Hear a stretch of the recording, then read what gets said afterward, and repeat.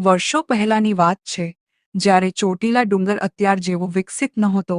ભક્તો માનતા કે રાત્રે સાક્ષાત માતાજી ત્યાં વિચરણ કરે છે અને હરણાઓનો સાથ હોય છે. એકવાર એક વૈજ્ઞાનિક વિચારધારા ધરાવતા વ્યક્તિને આ વાતમાં શંકા જાગી.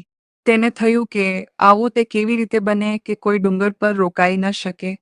હું આજે રાત્રે અહીં રોકાઈશ અને સત્ય જાણીશ. ઘટનાનો વળાંક: તે વ્યક્તિ છુપાઈને ડુંગર પર એક ખૂણામાં બેસી ગયો. સાંજની આરતી પૂરી થઈ.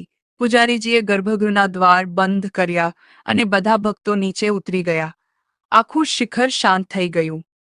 જેમ જેમ રાત વધતી ગઈ તેમ તેમ વાતાવરણમાં એક અજીબ દિવ્યતા છવાઈ ગઈ.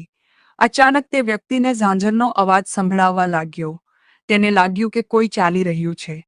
થોડી વારમાં તેને એક તેજસ્વી પ્રકાશ દેખાયો, જે એટલો પ્રબળ હતો કે તેની આંખો અંજાઈ ગઈ.